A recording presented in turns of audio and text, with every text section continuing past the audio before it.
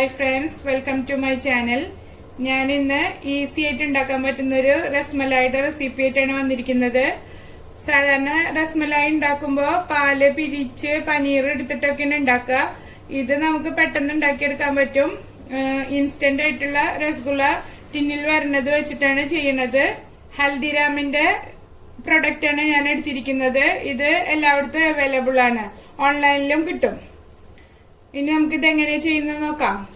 ഇതിന് 1 ലിറ്റർ പാലും 1 കപ്പ് പഞ്ചസാരയും ആവശ്യമുണ്ട്. പിന്നെ പിസ്ത പൊടിച്ചത്, ബദാം പൊടിച്ചത്, ഏലക്ക പൗഡർ, അങ്ങനത്തെ ഐറ്റംസ് ആണ് വേണ്ടത്. അത് ഞാൻ ഓരോന്ന് ചേർക്കുമ്പോൾ കാണിക്കാം.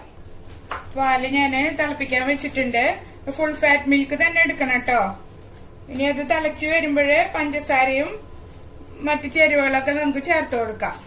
പാല് നന്നായി ചൂടായി വന്നിട്ടുണ്ട്. അതിലേക്ക് 1/2 ടീസ്പൂൺ ഏലക്ക പൗഡർ ഇട്ട് കൊടുക്കുക. പിന്നെ ഒരു 2-3 നുള്ള് കുങ്കുമപ്പൂ ഇട്ട് കൊടുക്കുക. ഇതിന്റെ മണം ഇഷ്ടമില്ലാത്തവർക്ക് ഇത് സ്കിപ്പ് ചെയ്യാവുന്നതാണ്. നന്നായി തിളപ്പിച്ചെടുക്കാം. പാല് തിളച്ച് തുടങ്ങിയിട്ടുണ്ട്. അപ്പൊ അതിലേക്ക് നമുക്ക് 3/4 കപ്പ് പഞ്ചസാര ഇപ്പൊ ചേർത്ത് കൊടുക്കാം. ബാക്കി രസഗുള ചേർത്തതിന് ശേഷം മധുരം നോക്കിയിട്ട് ചേർത്ത് കൊടുക്കുക. കാരണം അതിൽ ഓൾറെഡി മധുരമുള്ള സിറപ്പിലാണ് അതുള്ളത്. അപ്പൊ അതുകൊണ്ട് നോക്കിയതിന് ശേഷം ബാക്കി ചേർക്കാം. ഇത് നന്നായി തിളച്ച് ഒന്ന് കുറുക്കിയെടുക്കാം. പാല് ഒരുവിധം കുറുകി വന്നിട്ടുണ്ട്. നല്ലോണം കുറുക്കിയെടുക്കണ്ട, കാരണം നമ്മള് ഈ രസഗുളയുടെ ബോൾ ഇട്ടിട്ട് 10 മിനിറ്റും കൂടെ തിളപ്പിക്കേണ്ടതാണ്. ഇനി നമുക്ക് ഇത് ഇങ്ങനെ എടുത്തിട്ട് കൈ കൊണ്ടൊന്ന് പ്രസ് ചെയ്തിട്ട് ഇതിന്റെ വെള്ളം അല്പം ഇതിലേക്ക് കളഞ്ഞിട്ട് ഇട്ട് കൊടുക്കുക. ഓരോ ബോൾസ് ആയിട്ട് കണ്ട. ഇതൊന്നും ഇങ്ങനെ പ്രസ് ചെയ്യുമ്പോൾ തന്നെ വെള്ളം പോയി കിട്ടും. എന്നിട്ട് ഇങ്ങനെ ഇട്ട് കൊടുത്താൽ മതി എല്ലാ ബോൾസും. ഇത് നമുക്കൊരു 10 മിനിറ്റ് തിളപ്പിച്ചെടുക്കാം. ഞാൻ ഇതെല്ലാം അതിലേക്ക് ഇടട്ടെ. എല്ലാ ബോൾസും ഞാൻ ഇട്ട് കൊടുത്തിട്ടുണ്ട്. ഇനി ഇത് അധികം ഇട്ട് ഇളക്കരുത്, പതുക്കെ ഒന്ന് അങ്ങോട്ടും ഇങ്ങോട്ടൊന്ന് മൂവ് ആക്കി കൊടുത്താൽ മതി. ഇനി ഒരു 10 മിനിറ്റ് ഇതിലിട്ടിട്ട് നന്നായി തിളപ്പിച്ചെടുക്കുക.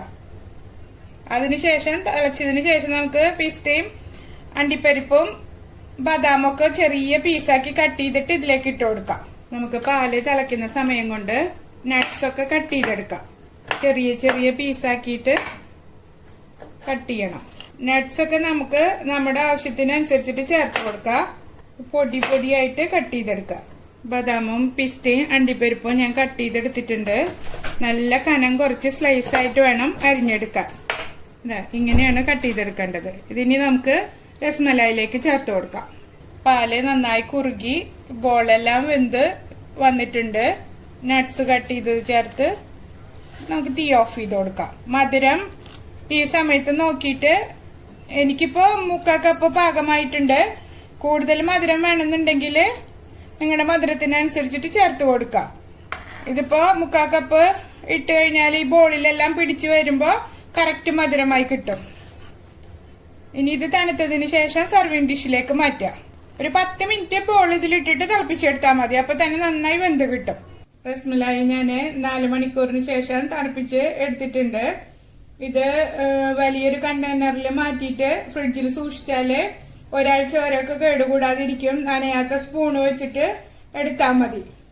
പാർട്ടിയൊക്കെ ഉണ്ടാകുമ്പോൾ നമുക്കൊരു വെറൈറ്റി ആയിട്ട് ഈസി ആയിട്ട് ചെയ്യാൻ പറ്റും. നോർത്ത് ഇന്ത്യന്റെ ഡെസേർട്ടാണിത്.